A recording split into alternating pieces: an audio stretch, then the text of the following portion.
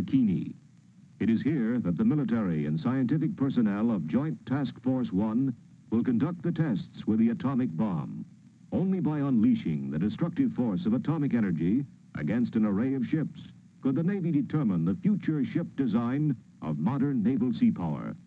The target orientation for Test Able was based on the directive of the Joint Chiefs of Staff.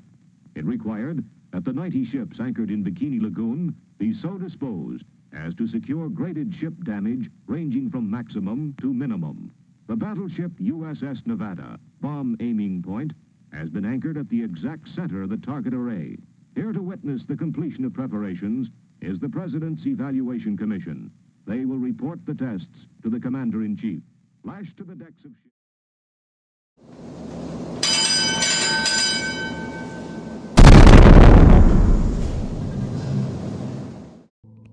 Even after the world witnessed the events of the atomic bombings of Hiroshima and Nagasaki, the fact remained that the US government knew very little about the radioactive effects of nuclear bombs. Moreover, the secret was now out.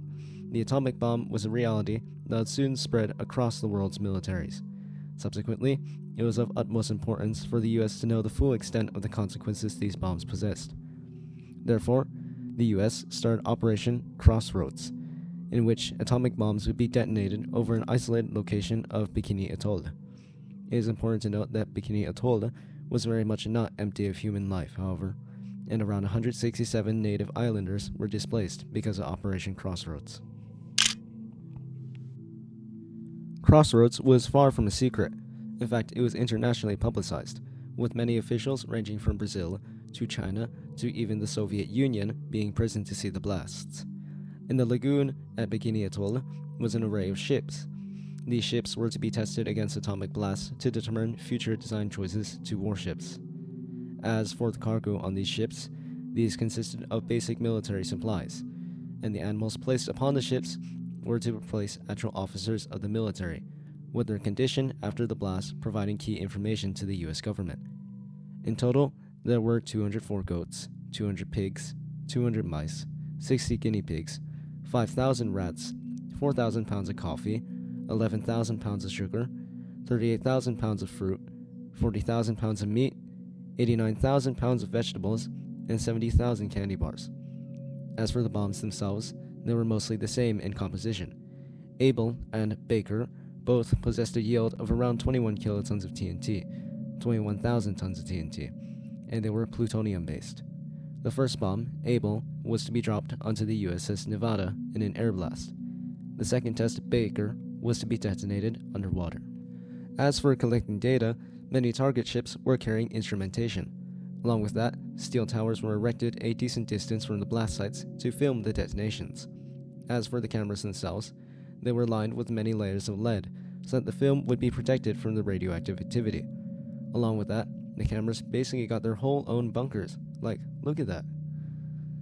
In other words, if it wasn't obvious enough now, the US was very keen on getting this data. After all preparations for the first test were made, the crews of the ships anchored in the lagoon abandoned their respective ships. Then on July 1st, a B-29 bomber, along with other planes carrying cameras, head to the site where Able would be dropped. This is some of the footage captured.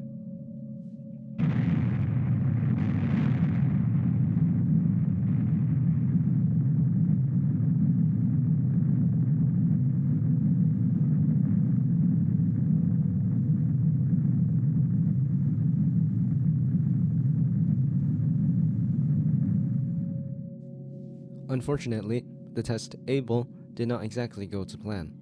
The bomb detonated 158 meters in the air, but missed its target by a whole half a mile. Because of this, much instrumentation on the ships, which I guess the US Navy was not expecting to receive this much damage, was lost. Moreover, just to rub salt in the wound, some of the recording equipment was 10 seconds late to record. The footage you saw earlier were the exceptions. There were, however, some bright spots. The blast caused significant but not overly catastrophic damage. Therefore, they were actually able to observe what really happened to the ships. Additionally, the radiation contamination was not too high either, meaning that samples were able to be collected. Here is actually some of the damage on one of the ships, this one being the aircraft carrier Independence struck on the port side from the blast. If you were wondering, here's also the damage from the USS Nevada and USS Saratoga, respectively. Soon after the Able test, however, a third of the journalists would leave before the Baker test. The Baker test, on the other hand, would be very different from that of Able. After the ships were rearranged slightly, remote-controlled drone ships equipped with instrumentation were brought in to collect data on the radiation concentrations. Baker would be remotely detonated aboard the USS Cumberland Sound and was placed 90 feet underwater rather than being detonated in the air. Then, on July 25th, Baker would be detonated.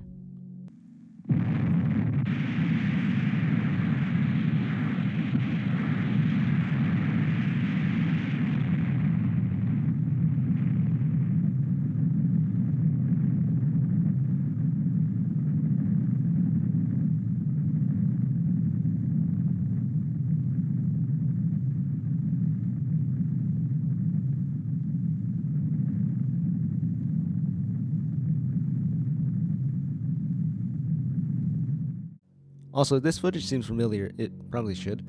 This is one of the most famously referenced atomic bomb detonations in pop media. The aftermath of Baker was definitely very catastrophic compared to Able.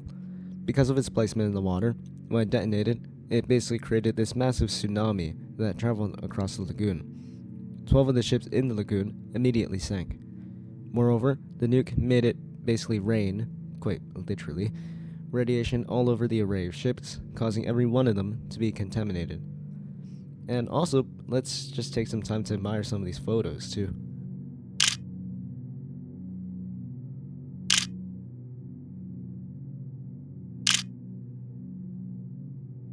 To the dismay of the US government, however, they had no idea what the hell to do with these extremely radioactive ships in the lagoon. I mean, no one really knew how to effectively decontaminate these things, so the Navy was kind of left scratching their heads as to what to do. I mean, in this footage you can see them trying to wash it off with water and using, I quote, special chemicals. But yeah, I don't think that's going to be very effective. In the end, many ships were simply scuttled, and some were towed to Hawaii for further inspection and decontamination.